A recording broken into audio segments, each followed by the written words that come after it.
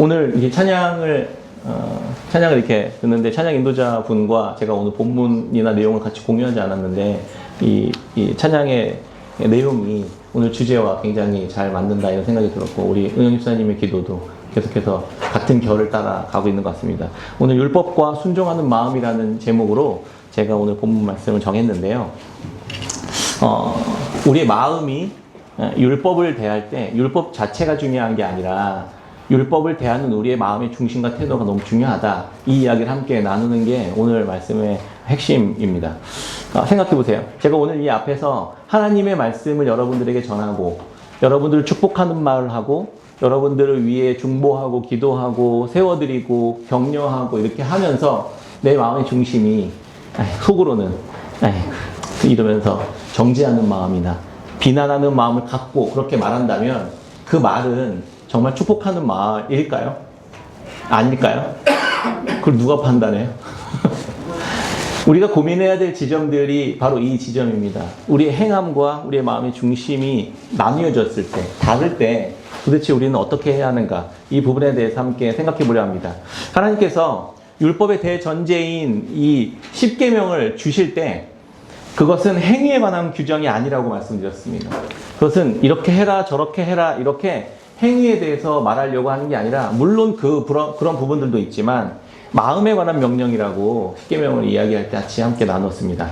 나 외에 다른 신을 섬기지 말라 이렇게 첫 번째 계명이 우리들의 마음의 중심에 딱 있어야 하는 문제였습니다. 우리들의 마음의 중심에 애굽에서 종로로 타던 내가 하나님의 은혜로 구원받은 자다라는 마음이 그렇게 겸손해지고 낮아진 상태로 나 외에 다른 신을 섬기지 말라라는 말씀을 대하라는 겁니다. 나의 주인이시며 나의 왕이시며 나의 기준이 되시는 하나님이 당신이 나의 하나님이십니다 라는 이 마음의 중심이 있을 때 오직 하나님 외에 다른 신들을 섬기지 않고 하나님 외에 다른 신들을 사랑하지 않게 되는 것이죠. 마지막 계명이 뭐라고 했죠? 마지막 계명은 탐내지 말라입니다. 탐심에 대한 이야기라고 했죠. 행위에 대한 이야기가 아니라 마음에 대한 이야기라고 했습니다.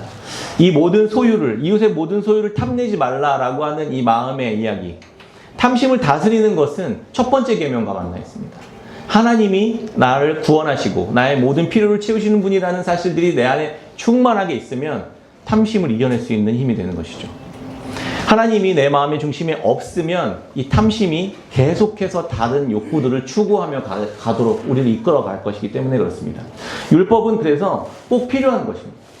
그런데 율법을 주신 그 하나님이 어떤 마음과 의도로 이 율법을 주셨는지를 아는 게 더 중요하다 이 말입니다. 그게 아니면 우리는 율법 앞에서 요리조리 핑계를 대면서 다 피해 나갈 수 있어요. 그걸 법꾸라지라고 하나요? 법이 있어도 어차피 다 피해갑니다. 법은 우리의 모든 걸 다 통제할 수가 없어요. 우리 아이들도 마찬가지 아니겠습니까? 우리 아이들에게 바른 가치, 바른 기준을 해줘도 우리가 안 보이는 곳에서 엄마 아빠의 말에 순종할 마음이 없으면 알아서 다 피해가고 다 나쁜 짓 하고 돌아다닙니다. 이처럼 우리가 민족을 이루는 데 있어서 꼭 필요한 율법을 하나님께서 주셨지만 하나님이 원하신 건 율법을 바르게 대하는 우리의 마음에 대한 문제를 계속해서 말씀해 주고 계신다는 것을 우리가 기억해야 된다는 것입니다. 말씀을 해석하고 말씀을 순종할 때 내가 어떤 마음의 상태인지 어떤 마음의 중심에 있는지를 계속해서 주님 앞에 말씀 앞에 비추어 보며 정직하게 주님 앞에 나아가는 것. 사실 이게 신앙생활입니다. 이게 믿음 생활이고 이게 진짜 그리스도인의 모습입니다. 지난 시간에 우리는 하나님께서 이스라엘 백성들 안에 있는 남자 노예들에 관한 법에 대해서 함께 나눴습니다. 하나님은 노예라고 하더라도 남자 노예라고 하더라도 인격적인 방식으로 대해야 된다 이렇게 얘기했습니다. 가장 중요한 철칙은 뭐냐면 노예가 아니라 형제로 대하라 이렇게 말했던 것입니다. 그게 되게 중요한 기준이죠. 형제로 대해라 이 말씀 안에 사실 다 들어있어요. 형제로 대하라. 그러면 함부로 대할 수 없고 학대할 수 없고 죽일 수 없고 그리고 뭔가 피해를 입혔으면 그에 합당한 것으로 알아서 배상하게 되는 이런 일들을 하게 되는 것이겠죠. 하나님 나라 백성들의 공동체는 그래서 이 정신이 더 중요합니다. 율법을 그냥 지켰어 이렇게 퉁치고 끝내는 게 아니라 율법을 지키는데 마음을 다해 지키는 그러한 사람들의 공동체 그리고 그런 사람들이 모여서 그런 방식으로 살아가는 모습을 이렇게 볼 때 하나님의 나라의 백성들이 어떠해야 하는지를 이 열방들 앞에서 보여주기 위해서 하나님께서 율법을 주셨다 이것입니다.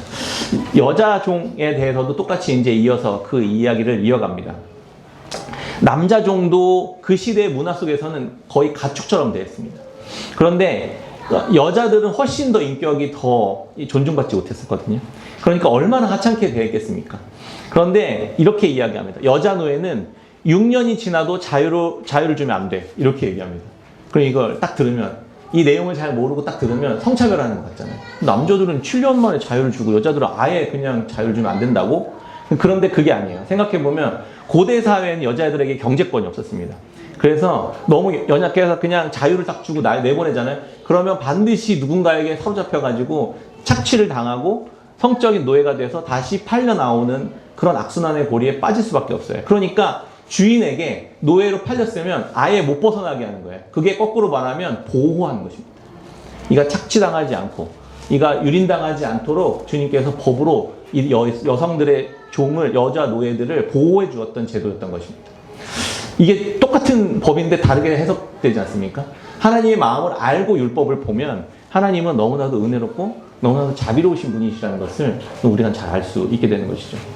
그래서 고대에 빈곤에 처한 부모가 딸들을 노예로 팔았어요. 근데 노예로 팔았는데 단순히 돈을 받고 판 게 아니라 이걸 결혼을 전제로 한 제도였습니다. 그래서 아내로 이렇게 아내로 삼으려고 사가든지 아니면 자기 아들의 아내로 주기 위해 사갑니다. 그러면 이제 결혼을 전제로 해야 되도록 하나님께서 그렇게 하셨어요. 그러니까 근데 그렇게 해서 갔는데 이 남자가 마음을 바꿔서 그냥 또 다시 버리잖아요. 그렇게 못하도록 했습니다. 만약에 그렇게 하게 되면 계약 파기 위약금을 내도록 그렇게 했습니다. 그러니까 주인이나 이렇게 사는 사람 입장에서는 더 신중하게 생각할 수밖에 없게끔 만들었던 것이죠. 남자가 결혼했는데 만족하지 않고 또 다른 노예를 또 들여요. 이럴 경우도 대비해서 법에다 넣어놨어요. 그러면 평생 죽을 때까지 이 여인을 먹을 것, 입을 것, 그 다음에 관계를 맺는 것까지 평생 그렇게 책임져줘라. 이렇게 아예 법으로 명시해버렸습니다. 노예를 하더라도 그 책임을 평생 지라고 아예 법에 문서화 시켜버렸던 겁니다. 이게 하나님이 가장 약자였던 여성들을 고대 사회에도 보호하셨던 하나님의 방식이었던 겁니다. 이 법은 노예라 할지라도, 특히 여자 노예라 할지라도 함부로 대하지 못하도록 하시는 하나님의 마음이 담겨 있었던 것이죠. 그래서 주인이 아무리 힘을 갖고 돈이 많이 있어도 갑질을 하지 못하도록 이렇게 법으로 제한을 두셨던 겁니다. 인간의 마음이라는 게 가만히 놔두잖아요. 그러면 이렇게 힘의 원리대로 돌아갈 수밖에 없는 게 인간의 마음입니다. 하나님이 이걸 너무 잘 알고 계셨던 거예요. 그러니까 법으로 그 마음을 이렇게 터져 나오지 못하도록 그렇게 억누르고 억제하는 방식으로 주님이 율법을 구약시대에는 그렇게 사용했던 것을 보게 됩니다. 그래서 오늘 본문에 소속된 21장 이야기를 또 여자 노예, 그 다음에 이제 생명에 관한 법으로 이어서 이 법을 쭉 설명해 나가고 있습니다. 21장부터는 어떤 이야기를 하냐면 생명에 관한 법을 합니다. 생명을 어떻게 대할 거냐? 신체에 다른 사람의 신체, 생명에 해를 가하면 어떻게 할 거냐? 그리고 신체에 해 가하고 그 다음에 이 사람의 상대방의 재산에 해를 가하는 그런 것을 버리면 어떻게 되느냐? 이런 이야기를 쭉 이제 이어서 해 나가거든요. 그래서 생명에 관한 법은 이 사람이 하나님의 종인지 주인인지 여자인지 이런 거 하나도 따지지 않아요. 그냥 이 사람이 사람이냐? 그럼 똑같이 대해라. 이렇게 전제하고 이야기합니다. 너무 이 고대의 법에 따라서도 너무나도 파격적인 법이었던 거죠. 그냥 생명이라면 동등하게 대해라. 왜? 하나님의 형상을 지어 만든 존재이기 때문에 그렇습니다. 다 하나님의 소유이기 때문에 그렇습니다. 하나님은 그 어떤 사람들에게도 차별을 두지 않았다. 이 정신이 인류가 계속해서 타락해가는 그 과정에서 하나님께서 계속 절제하시며 이 인류가 타락에 구렁텅이로 빠지지 않도록 계속 보호하셨던 정신이 여기 성경의 말씀에 있다는 것입니다. 사형에 해당하는 죄부터 이야기하거든요. 사형에 해당하는 죄는 크게 세 가지가 있었습니다. 첫 번째는 살인. 살인하면 무조건 사형입니다. 부모 폭행, 무조건 살인입니다. 그 다음에 유괴, 납치, 이거 무조건 사형입니다. 이 세 가지 사형에 대한 죄를 하나님께서 명확하게 명시적으로 언급하면서 사람이 사람을 어떻게 대해야 되는지에 대한 이야기를 해주고 있습니다. 사람의 생명을 해한 사람은 반드시 자기 생명으로 갚아야 됩니다. 어떤 금전적 돈을 수억만금을 줘도 안 돼요. 아예 법으로 그렇게 명시해놨습니다. 그러니까 살인의 범죄가 높아질까요? 줄어들까요? 당연히 줄어들 수밖에 없는 거예요. 하나님은 사람의 생명을 돈으로는 절대 대신할 수 없다. 이렇게 명시해놨습니다. 심지어 노예를 할지라도. 주인이 노예를 이렇게 때렸는데 죽잖아요. 그럼 주인이 죽어야 돼요. 그럼 노예를 어떻게 대할까요? 조심할 수밖에 없게 되는 것이죠. 법은 이렇게 유익한 점이 굉장히 많이 있는 것이죠. 우리 인간의 악이 계속해서 창궐해지지 않도록 하나님께서는 절제하고 제한하고 그렇게 두셨다는 것입니다.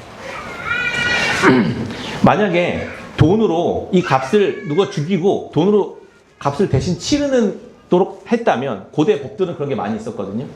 근데 그렇게 했다면 어떻게 될까요? 사람에게 값을 매기게 됩니다. 그러면 그 값은 거래를 하면서 권력자, 돈이 많은 사람들 안에서는 그 값이 점점 낮아질 수밖에 없게 돼요.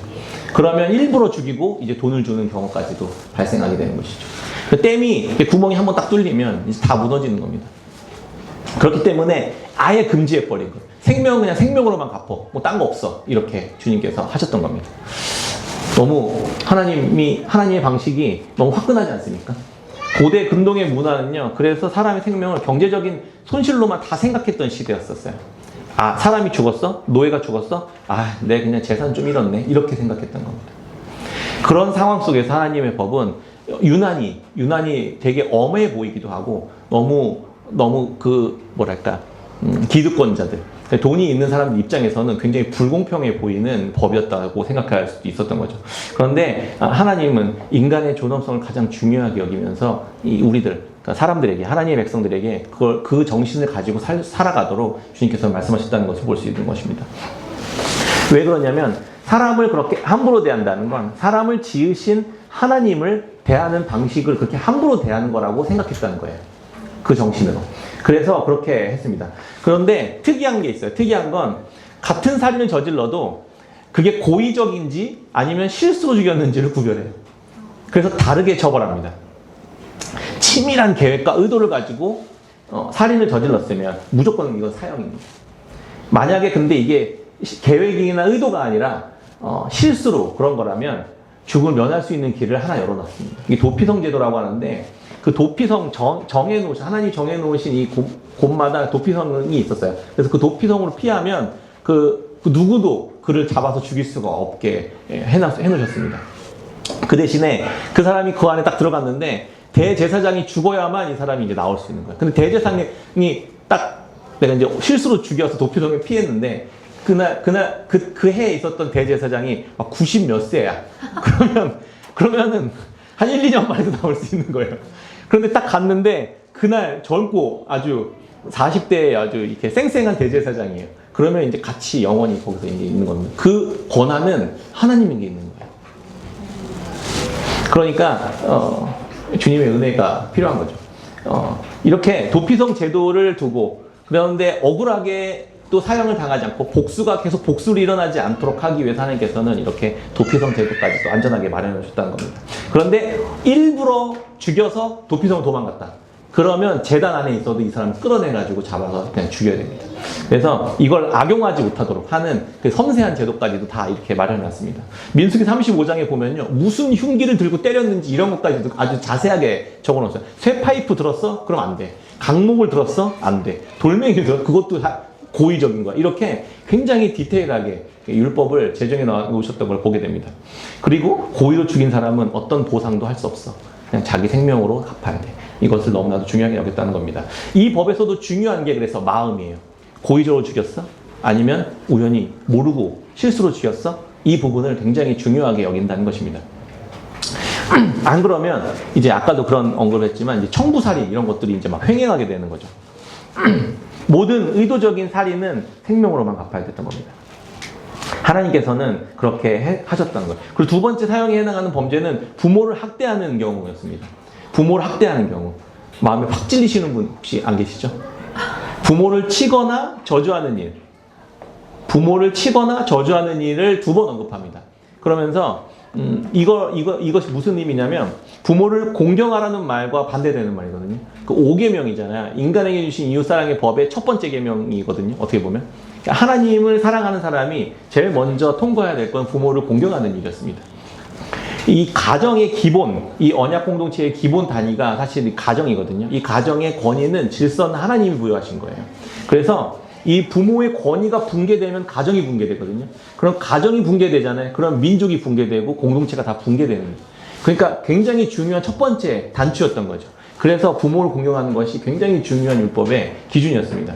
이 부모를 학대하는 거는 부모의 권위에 대한 이 권위 질서, 이 질서를 세우신 하나님에 대한 도전이라고 본 거예요. 그러니까 절대로 부모님에게 그렇게 학대를 하거나 이렇게 폭언을 하거나 이렇게 하면 안 된다, 이렇게 이야기했습니다. 부모를 학대하는 것 또한 하나님이 세우신 질서에 대한 도전이라고 보고 이 부분도 그냥 사형이었어요. 그래서 이건 의도와 관계없이 그냥 사형입니다. 그래서 이런 자는 사형에 처함으로써 사회 전체가 무질서와 폭력 가운데로 빠지지 않도록 하나님께서 이 법과 질서를 이렇게 세우셨던 것이죠. 이 부분을 엄하게 다루지 않으면 어떤 일이 일어날까요? 부모가 힘이 없어지고 약해지잖아요. 그러면 빨리 없애버리고 내가 이걸 가지려고 하는 마음을 갖게 된다는 거예요. 탕자의 비유 아시죠? 탕자가 빨리 그냥 죽어버렸으면 좋겠다 이렇게 하고 이야기했었던 거예요. 그래서 빨리 재산 반 내놓으세요. 이렇게 해가지고 강제로 강탈해서 나갔던 거거든요. 원래 그 탕자는 죽었어야 되는 거거든요. 돌에 맞아가지고. 근데 안 죽었어요. 그 아버지의 은혜에 대한 이야기 비유. 잘 아시죠? 부모님들이 살아계신 건 다 하나님의 손 안에서 그 이유들이 다 있는 거라고 그렇게 생각합니다. 처음부터 확실히 사람의 생명에 대해서 이렇게 강하게 이야기하셨던 이유들이 다 있었던 겁니다. 요즘에 안락사를 허용해야 되는가 이런 좀 논의들이 되게 많이 있거든요. 불치병이나 오랜 치료로 가족들이 고통스러워하고 있는 부분들로 인해서 이런 고민들이 나오는 것에 대해서 충분히 공감합니다. 그렇지만 아까도 이야기했지만 하나님께서 이렇게 엄격하게 생명에 대해 문턱을 그 누구도 그 타인의 생명을 함부로 훼손할 수 없게끔 엄격하게 하신 이유가 여기에 있습니다. 이런 원리를 가지고 한번 생각해 보면 좀 우리가 어떤 포지션을 취해야 되는지를 좀 이해할 수 있게 되는 거거든요. 조금 이런 어려움, 너무 극단의 어려움으로 인해 안락사를 허용하기 시작하잖아요. 그러면 나중에는 자기 스스로가 내 생명을 선택할 수 있도록 쉽게 허용되는 문화가 생깁니다. 그러면 내 스스로 나는 필요 없는 존재야 라고 생각하면서 나 안락사 선택할게 이렇게 하는 문화가 생기거든요. 그럼 공동체가 함께 붕괴되는 겁니다. 그래서 어렵겠지만 이 첫 번째 단추들을 이렇게 잘 이렇게 보호하고 막아내는, 이렇게 허용하면 안 되는 이런 분위기로 만들어야 우리가 생명을 서로 존중히 여기고 자신의 생명도 보호해 나가는 공동체로 하나님께서 만들어갈 수 있다는 겁니다. 성에 대한 의식도 그게 마찬가지거든요. 과거에는 이 성관계라는 것이 언약으로 맺은 결혼 안에서만 허용하는 유일한 도구였습니다. 그런데 요즘 문화가 어떤가요? 마음대로 내가 원하는 사람과 함께 마음대로 해라는 교육을 하는 지경에까지 이르렀습니다. 인간의 죄는요, 쉽게 타협하고 편리하게 축소하려는 경향이 있습니다. 나에게 유익한 거라면 법이 없으면 그냥 다 허용해버리는 거예요.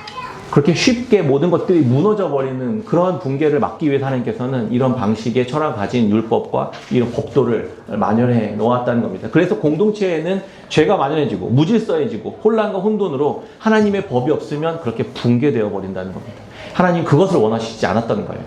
세 번째는 유괴입니다. 유괴. 이 사람을 잡아다가 돈을 받고 팔아버리거나 강제로 노예로 부리는 행위는 무조건 사형, 이렇게 하나님께서 세웠었습니다. 다른 사람의 생명을 자신의 이익과 맞바꾼 거거든요. 그러니까 힘이 있는 사람이 힘이 없는 사람을 강제로 이 사람의 자유를 훼손해서 내 밑에다가 두고 부려먹거나 아니면 돈을 받고 팔아버리면 결국엔 유괴의 근본적 메커니즘은 뭐냐면 내 유익을 위해 다른 사람의 생명을 함부로 휘두르는 거거든요. 그건 사형이에요. 그걸 생각해보세요. 우리가 실제로 유괴를 한 사람은 주변에 많이 거의 없는 것 같은데 이 원리대로 한번 생각해 보십시오. 한번 생각해 보세요. 실제로 유괴를 해서 내가 이익을 챙기지 않지만 마음을 기준으로 생각해 봤을 때 내 유익을 위해 상대방을 희생시키는 경우가 얼마나 많습니까? 내 유익을 위해, 내 평판을 위해, 내 체면을 위해 상대방을 깎아내리고 상대방을 비난하고 상대방을 저주하고 상대방을 그렇게 깎아내리고 하는 경우들이 얼마나 많냐는 거예요. 이게 유괴예요. 여러분들, 그러니까 신약으로 오면 이건 이제 사형입니다. 다른 사람의 생명을 자기 이익의 수단으로 삼는 것. 이게 정신이거든요. 유괴는 사형이다라는 정신. 죄 이면의 그 깊은 곳에 있는 그 죄. 그게 다른 사람의 생명, 자기 자유를 자신의 이익과 맞바꾸는 것입니다. 보통 이게 힘있고 권력이 있는 사람들의 편에서 많이 발생되는 거거든요. 우리가 이런 경우들을 굉장히 많이 보게 됩니다. 관계 속에서. 그래서 죄의 본질은 그래서 탐욕이에요. 나의 기쁨과 만족을 위해 그 외의 모든 것을 다 수단으로 만들어버립니다. 내 옆에 있는 어떤 사람이든 가족조차도 수단으로 만들어버리는 게 인간의 죄예요. 우리가 그 본질은 탐욕이라는 거예요. 여기서 더 나가잖아요. 그러면 이 하나님이 만들어 놓으신 이 형상, 이 이웃을 이용해서 하나님이 세우신 질서까지 파괴해가면서 나의 욕망을 채워가는 것. 이게 죄의 본질이라는 거죠. 이걸 끊어버리도록 하는 것이 하나님께서 만들어 놓으신 율법의 정신이었던 겁니다. 지금까지는 힘과 돈과 권력이 있는 사람들의 횡포를 제한하기 위한 법에 대해서만 많이 설명했거든요. 그런데 또 특이하게 우리가 놓칠 수 있는 그러한 지점들에 대해서도 이야기합니다. 출애굽기 23장 1절부터 3절에 보면요. 반대로 약한 자들이라고 해서 그렇다고 해서 그들을 특별히 대우하면 안 된다 이렇게 얘기도 합니다. 너희는 이게 세 번역본이거든요. 23장 1절. 너희는 근거 없는 말을 해서는 안 된다. 거짓 증언을 하여 죄인의 편을 들어서는 안 된다. 다수의 사람들이 잘못을 저지를 때에도 그들을 따라가서는 안 되며 다수의 사람들이 정의를 굽게 하는 증언을 할 때도 그들을 따라가서는 안 된다. 너희는 또한 가난한 사람의 송사라고 해서 치우쳐서 두둔해서도 안 된다. 대부분의 사람들은 다 노예였거든요. 그러니까 노예가 다수였어요. 그러니까 이 다수의 사람들이 집단적으로 이 약자들이 합의해서 무언가 잘못을 저지르잖아요. 그렇다고 해서 그게 옳아지는 게 아니라는 거예요. 그들을 따라가서도 안 된다. 이런 얘기를 하는 거죠. 다수의 사람들이 정의를 굽게 하는 증언을 해. 여러 명이 함께 다수의 사람들이 모여서 약자들이 모여서 무언가 굽게 하는 정의를 거짓 증언을 하면 그게 정의가 되면 안 된다는 거예요. 죄인들이 많이 모여서 그렇게 했던 경우가 뭐였죠? 예수님을 십자가에 못 박아 죽였던 경우. 사람들이 예수를 죽이는 게 정의다라고 얘기해서 예수 그리스도를 십자가에 못 박이는 일이 벌어졌던 거. 그런 것도 안 된다는 거예요. 정의를 바르게 세워야 된다는 거예요. 가난한 사람의 송사라고 해서 무조건 편들어줘서 안 된다는 겁니다. 얼마 전에 미투 이런 운동이 있었죠. 힘 있는 자들이 벌인 그런 부적절한 행각들에 대해서 용기를 내어 여성들이 고발해서 이런 일이 막 사회에 문제가 됐었습니다. 그래서 많이 정화됐죠. 그런데 그 흐름에 그걸 악용한 여성들도 있었습니다. 이 남자가 나한테 그렇게 했어요. 그래서 그냥 고발해버리면 이 사람이 그냥 감옥에 들어가 버려요. 무고하게 고발하면 남자라는 이유로 억울하게 범죄자 낙인을 찍혀버리는 경우들도 굉장히 많았습니다. 그런 경우가 일어나면 안 된다는 거예요. 이걸 악용하는 그런 경우가 있으면 약자라고 무조건 옳은 건 아니다. 정의가 바로 세워지는 것이 가장 중요한 것이다. 이렇게 이야기했어요. 인간이 정말 참 어려운 존재라는 생각이 듭니다. 그렇죠? 18절부터는 죽이지 않아도 폭력으로 신체나 재산상의 손을 입혔을 때 분쟁을 어떻게 해결할 것인가에 대한 이야기를 나누거든요. 그래서 우리가 잘 아는 이 이야기 있죠. 눈에는 눈, 이에는 이. 이런 방식으로 되갚아 주도록 해라. 이렇게 하나님께서 말씀하시는 율법을 제정해 놓은 것 같습니다. 그래서 되게 웃기죠. 생명에는 생명으로, 눈에는 눈으로, 이는 이로, 손은 손으로, 된 건 된 것으로. 이런 거예요. 이걸 동해보복법이라고 하는데요. 같은 방식으로 비율에 맞게 보복을 해줄 수 있도록 허용해 준 겁니다. 그런데 이렇게 되는 거예요. 네가 이거 목숨을 했어? 그럼 목숨 내놔. 얘가 눈을 훼손시켰어? 그럼 네 눈 내놔. 내가 이만큼 대이게 했어? 화상을 입혔어? 그럼 너도 화상을 입어. 이거 때렸어? 그럼 너도 맞아. 되게 정의로운 것 같지 않습니까? 그런데 생각해보세요. 제가 한번 상상해봤어요. 내 왼발에 누군가가 이렇게 5%의 화상을 입혔어요. 2도의 화상을. 그러면 너 일로 와봐. 너 왼발 똑같은 거 내놔. 그래서 뜨거운 물 확 부어버려요. 근데 내가 부었는데 이 사람은 3도 화상을 입었어. 그럼 어떻게 하죠? 난 2도 화상인데 3도 화상을 입었어. 면적이 좀 더 많아. 그러면 다시 이 사람이 나한테 너 일로 와. 너 1도 화상 더 추가. 이렇게 해야 되는 거예요. 그러니까 이 법을 법대로 고지고대로 하면 분쟁과 보복이 난무해지는 경우를 계속 경험할 수밖에 없게 됩니다. 이게 해결이 안 되는 거예요. 눈을 훼손시켰는데 너 눈 대 이러고 찔러야 되고 막 이런 상황이 되는 거죠. 요즘이 이런 정의로운 시대에 이런 정의로운 시대가 요즘 시대에도 약간 비슷한 생각들이 많이 들어가는 것 같아요. 보면 오늘 사람들이 그냥 이 동해보복법을 그대로 하려고 하는 것 같다는 생각이 되게 많이 들었어요. 굉장히 사람들이 내가 1%의 손해도 감수하지 못하고 그걸 견디지 못하는 시대인 거야. 너무 사납고 너무 이걸 내가 받은 그대로 아니면 그 이상으로 보복해 주려고 하는 그런 시대. 그게 되게 정의로운 시대인 것처럼 여겨지는 오늘날 사회를 우리가 살아가고 있는 것 같습니다. 봉사할 때도 그래요. 그래서 주변에 막 컴플레인이 엄청 많이 들어오고 또 이렇게 뭔가 내가 조금 1%도 손해를 보지 않으려고 하는 그러한 경우들을 이렇게 막 볼 때 엄청 막 고함 지르고 소리 지르고 욕하고 막 이런 경우들을 막 보게 되면 마음이 참 많이 씁쓸하고 어렵고 그렇기도 합니다. 디모데후서 3장 1절에는 이런 시대를 이렇게 얘기합니다. 너는 이것을 알라. 말세에 고통하는 때가 이르러 사람들이 자기를 사랑하며 돈을 사랑하며 자랑하며 교만하며 비방하며 부모를 거역하며 감사하지 아니하며 거룩하지 아니하며 무정하며 원통함을 풀지 아니하며 모함하며 절제하지 못하며 사나우며 선한 것을 좋아하지 아니하며 배신하며 조급하며 자만하며 쾌락 사랑하기를 하나님 사랑하는 것보다 더하며 경건의 모양은 있으나 경건의 능력은 부인하니 이 같은 자들에게서 내가 돌아서라. 마음의 중심에서 우리가 그리스도인들도 그래요. 그리스도인들도 마음의 중심에서 하나님과 깊이 연합되어 있지 않은 상태에서 하는 그 어떤 것들은 다 이런 방식의 모습들로 드러날 수밖에 없습니다.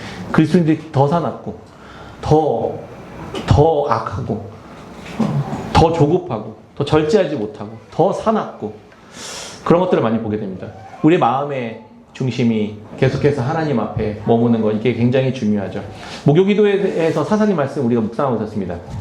20장, 21장은 끔찍한 이야기들이 굉장히 많이 나옵니다. 이스라엘 민족과 베냐민 지파가 전쟁하는, 그런데 그렇게 전쟁을 하게 된 이야기들, 그 원리, 처음의 이야기들. 한 레위인이 자신의 첩과 함께 베냐민 지파에 머무는데 그 베냐민 지파의 불량배들이 찾아와서 그 레위인을 끌어내려고 합니다. 남자가 남자를 법탈하려고 하는 그런 상황들. 이게 이스라엘 백성들 안에서 일어났었던 일이라는 거예요. 그런데 이 레위기의 이 20장, 21장의 이야기는 그 사사기 초반에 있었던 이야기라고 학자들은 설명합니다. 그러니까 왜 맨 마지막에 이렇게 배치해놨냐면 시작부터 끝까지 이렇게 끔찍한 하나님의 법을 떠난 이스라엘 민족의 삶이었더라라는 것을 설명해주고 있었다는 겁니다. 불량배들이 남자가 남자를 겁탈하려고 하는 그런 문화가 되어버린 이스라엘 백성들. 그런데 거기에서 레위인은 자기가 그걸 온몸으로 막으려고 하지 않고 자기의 첩을 내줍니다. 그리고 나서 밤새 윤간을 당하고 집으로 돌아와 그렇게 죽어가고 있었던 그 첩을 12토막을 내서 12지파에 보내버립니다.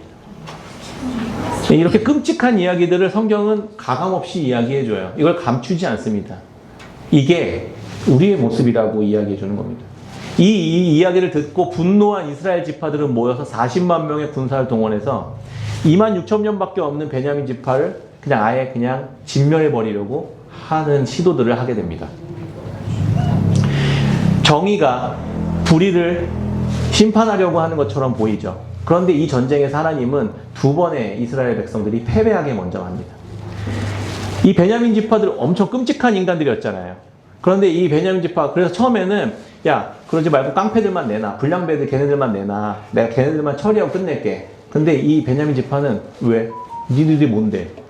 이렇게 하면서 한번 붙어볼까? 이러면서 나오는 거예요. 마음이 패역하니까 불의를 보고도 그냥 자기들이 함께 덮어주는 이런 끔찍한 일들을 저지릅니다. 이스라엘 백성들은 그걸 정죄하기 위해서 40만 명을 동원해서 전쟁을 하는 것이죠. 근데 첫 번째 40만 대 2만 6천 명이 전쟁을 하는데 오히려 40만 명이 가지고 있었던 이스라엘 백성들이 패배하게 하십니다. 오히려 불의한 자가 승리하는 것을 보게 되는 것이죠. 왜 이런 일을 하나님께서 허락하실까요? 베냐민 지파들 뿐만이 아니라 이스라엘 지파도 하나님을 떠난 사람들, 똑같이 죄인이라는 것을 다루기 위함이었다는 겁니다. 그래서 이 과정을 통해 이스라엘 백성들은 하나님 앞에 엎드려 회개하고 다시 제사를 하나님 앞에 드리게 됩니다. 이스라엘 백성들이 뭔가 심판하고 정죄하기 이전에 그들의 마음을 먼저 점검시키셨던 겁니다. 그리고 베냐민 지파를 공격하게 하십니다. 그리고 베냐민 지파는 쑥대밭이 돼서 600명 남습니다. 자기들이 그렇게 정의로운 심판을 하겠다고 칼을 들고 난도질하고 나서 정신 차려보니까 한 지파가 없어져 버린 거예요. 그러니까 이 문제를 해결하기 위해서 이스라엘 백성들은 또 죄를 저지릅니다. 길르앗 야베스라는 주민들을 너네들이 야 전쟁할 때 니들 안 나왔지? 그러니까 너네 죽어. 이러고서 또 얘네들을 그냥 다 진멸해버려. 그리고 거기에서 여성들을 400명을 납치해온 이스라엘 민족들이야. 그래서 자기들이 학대해서 진멸될 뻔한 600명 남은 이 사람들한테 여자를 줘서 결혼하게 만들어. 200명 또 부족하잖아요. 그러니까 실로라는 곳에서 여호와의 명절에 춤을 추면서 잔치를 하고 있었던 여성들 200명을 납치해온. 이 무슨 일이 벌어지는 거죠? 이들이 이스라엘 백성들이라니까요. 하나님의 말씀을 알고 하나님의 출애굽을 경험한 하나님의 백성들이 벌였던 행태들이었습니다. 도대체 어디서부터 어디까지 어디서부터 손을 대야 될지 모를 만큼 이 비극적인 상황 앞에 서게 되는 것입니다. 악을 제거하기 위해 시작됐던 일이 하나님의 법을 떠난 사람들이 이걸 다루기 시작하니까 더 큰 악으로 종결지어지는 것을 보게 됩니다. 어떤 마음, 어떤 행태들, 어떤 행동들, 어떤 율법을 지키는 어떤 이런 선택들은요, 마음의 중심에 따라 전혀 다른 결과가 날 수 있습니다. 아까 제가 처음에 설교 서두에 제가 그런 얘기했죠. 여러분 축복합니다. 여러분들이 이렇게 위에서 기도해주고 축복해주고 세워드리고 인정해드리고 격려해드리고, 근데 내 마음속에서는 속으로는 아이고 한심하게 여기고 저주하고 증오하고 분노하고 있다면 내가 하는 이 모든 선행들이 도대체 어떻게 선행이 될 수 있을까? 하나님은 율법을 주시면서 계속 말씀하셨던 게 그거예요. 율법을 지켜 행하는 너의 마음이 어떠니? 율법을 행하는 것 자체가 의로움이 아니라 의로운 율법을 행하면서 내 마음이 분노에 차 있다면 그것은 의로움이 아니라 오히려 죄를 더 짓고 있다는 것을 우리에게 말씀해주고 있다는 것입니다. 예수님은 마태복음 5장 38절에서 이 이야기를 끌어옵니다. 눈에는 눈, 이에는 이 동해보호법을 가져와서 뭐라고 얘기하시냐면 5장 38절에 또 눈은 눈으로, 이는 이로 갚으라 했다는 것을 너희가 들었으나 나는 너희에게 이르노니 악한 자를 대적하지 말라. 누구든지 내 오른편 뺨을 치거든 왼편도 돌려대며 또 너를 고발하여 속옷을 가지고 다니는 자에게는 겉옷까지 가지게 하며 또 누구든지 너로 오리를 가게 하거든 그 사람과 식리를 동행하고 내게 구하는 자에게 주며 내게 꾸고자 하는 자에게 거절하지 말라. 또 내 이웃을 사랑하고 내 원수를 미워하라 하였다는 것을 내가 들었으나 난 너에게 이르노니 너희 원수를 사랑하며 너희를 박해하는 자를 위하여 기도하라. 이렇게 말씀하셨습니다. 뭘 말씀하시는 걸까요? 율법은 정의롭고 공정하게 복수하라고 말합니다. 그렇지만 예수님은 복수하기를 포기하라 이렇게 말씀하십니다. 예수님은 자기를 더 내어줌으로 복수하라고 말씀하시는 겁니다. 똑같이 해를 가함으로 복수하는 게 아니라 자기를 내어줌으로 복수하라고 말씀하고 계시는 겁니다. 왜요? 이 베냐민 지파 같은 끔찍한 자들의 이 행태들, 또 이스라엘 백성들과 같은, 이 사람은 90%는 악이고 이 사람은 10% 악이지만 하나님 눈에는 다 똑같은 죄인이라는 것입니다. 이런 우리들에게 예수님께서는 자기가 스스로 먼저 자기 자신을 내어주시는 복수를, 선한 복수를 행해 주셨습니다. 우리가 우리의 손으로 예수 그리스도를 십자가에 못 박았지만, 그래서 우리가 사형에 처할 수밖에 없는 인간들이었지만 주님은 그런 우리들에게 자신의 생명을 대신 내어줌으로 그렇게 악을 선으로 갚으시면서 복수를 갚아버렸습니다. 그렇게 죄에게, 사망에게 원수를 선으로, 의로움으로, 진리로, 진실함으로 갚아내셨을 때 진정으로 악에 대해 승리할 수 있었다는 것을 우리에게 가르쳐주고 계시던 겁니다. 우리가 그런 은혜를 받은 자들입니다. 우리가 그런 용납을 받은 자들입니다. 그런 용납을 받은 우리가 이웃들을 바라볼 때 어떻게 바라봐야 할까요? 말씀을 맺겠습니다. 우리 주집사님께서 종종 저희 이렇게 화분 이렇게 또 꽃 이렇게 바꿔 놓으시거든요. 때마다 바꿔 놓으셔서 예쁜 꽃을 피우는 식물도 우리가 가끔씩 이렇게 볼 수 있는데 요즘 좀 몇 개 죽었어요. 제가 화분을 잘 가꾸지 못합니다. 물을 많이 줘야 되는 애한테 적게 주고 적게 줘야 될 때를 많이 줍니다. 그래서 뿌리가 썩나 봐요. 그래서 어느 날 딱 봤더니 애가 고개를 이렇게 숙이고 있어요. 그래서 물을 안 줬나? 그래서 물을 줘봤어요. 다음날 됐더니 고개를 더 숙이고 있었습니다. 그래서 얘가 뿌리가 막 죽었구나 이런 생각이 들었습니다. 겉으로 볼 때는 아직 위에는 식물이 살아있어요. 그런데 밑에 보니까 썩어 있는 것 같아요. 물을 아무리 위에 줘도 얘는 살 가능성이 없습니다. 이걸 보면서 제가 잠잠히 오늘 말씀을, 이 본문을 생각하면서 우리 마음이 여전히 죄와 하나님으로부터 멀어져서 부패해 있는 상황에서 우리가 어떤 푸르른 잎을 맺는다고 하듯 그것은 결국 죽게 되어 있다는 것을 생각해 보게 되었습니다. 내 마음이 그리스도 앞에서 온전히 겸손하게, 가난하게, 내가 받은 은혜에 합당하게 그렇게 되어 있지 않는다면 내가 어떤 선한 행위, 어떤 선한 율법을 지킨다 하더라도 결국 그 행위는 죽음에 속한 것일 뿐이라는 사실들을 생각해 보게 되었습니다. 우리가 예수 그리스도께 다시 나아가 예수 그리스도라는 그 생명 안에 우리가 거할 때 우리의 하는 그 모든 행위들이 주님이 의롭다 여기시는 그런 행위들로 주님께서 받으실 것을 우리는 기대하게 됩니다. 우리의 마음은 뿌리와 같습니다. 그래서 우리의 마음을 날마다 십자가와 예수 그리스도께 가지고 나아갈 때 주님께서는 우리를 새롭게 하시고 주님이 기뻐하시는 하나님 나라의 공동체들을, 관계들을 그렇게 세워가시는 주님의 일하심을 보게 될 것이라고 믿습니다. 율법에 날마다 순종하십시오. 그런데 무엇보다 더 마음의 중심을 주님 앞에 날마다 비추어만 갈 때 우리가 대단히 많은 일들이 아니라 아주 작은 하나의 선행이라 할지라도 주님께서 기뻐 받으시는 삶으로 아름답게 빛나게 될 것을 그렇게 기대하게 됩니다. 우리가 그러한 깨끗한 샘교회로 계속해서 성장해 나갈 수 있었으면 좋겠습니다. 네. 앞으로 우리가 공간을 옮기게 되잖아요. 우리를 왜 이렇게 이동하게 하실까? 우리를 옮기게 하실까? 재정에 대한 염려도 많이 있지만 그것보다 그 생각을 더 많이 하게 됩니다. 왜 지금 이렇게 옮기실까? 이런 교회로 주님께서 새롭게 하시기 원하신다는 생각이 들었습니다. 왜 가기 전에 율법에 대해 하나님께서 먼저 가르치실까? 바른 율법을 지켜 행하는, 그래서 온 열방에, 온 지역 위에 아주 작게나마 밝게 빛을 비추는 우리 깨끗한 샘교회로 성장해 가기를 원하시는 하나님의 마음이 있다는 것을 알게 되었습니다. 우리가 더 많이 기도했으면 좋겠습니다. 더 많이 주님 앞에 말씀을 비추어 갔으면 좋겠습니다. 그래서 주님이 기뻐하시는 아름다운 교회로 계속해서 세워져 가고 또 그렇게 전해져 가는, 그리스도가 전해져 가는 그런 교회가 되시기를 주의 이름으로 축원합니다. 아멘.